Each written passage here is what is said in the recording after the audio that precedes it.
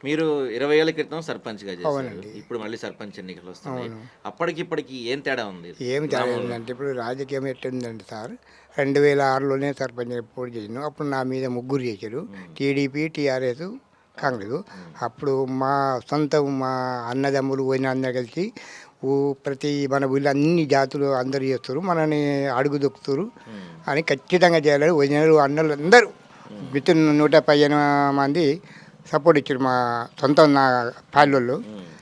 వాళ్ళ మీద TDP and TRS మీద 115 ఓట్ల మెజార్టీతోని హ్మ్. నేను గెలిచిన సాధించిన 2006 నుంచి 2011 వరకు హ్మ్. తీగల సోమవారంలో ఫస్ట్ ఆసత్య గ్రామం చేసినాము. హ్మ్. అది మన జానారెడ్డి గారు మన అప్పుడు మన అడుగుడు పురుషోత్తమరెడ్డి గారు వాళ్ళ వలన పోయి మాట్లాడి ఆదర్శ గ్రామం చేసింది. ఫస్ట్ 116 ఇందిరా పింఛన్లు రాయించాం. అప్పుడు 200 రూపాయలు పింఛను.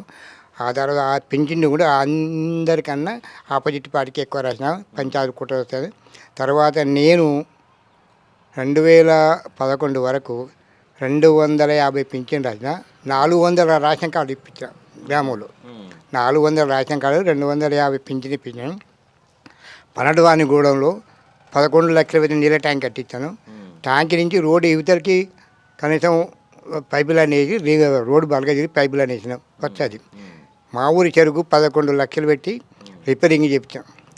సబ్స్టేషన్ హ్మ్. ప్రజాపదములకు మన ఇప్పుడు మంత్రివర్యులు కోమరెడ్డి వెంకరెడ్డి గారు 1,25,00,000 పెట్టి సబ్స్టేషన్ అప్పటికప్పుడు మంజూరు చేసిండు. ఓకే. సబ్స్టేషన్ కూడా కట్టి అయిపోయింది. హ్మ్. అదొకటి.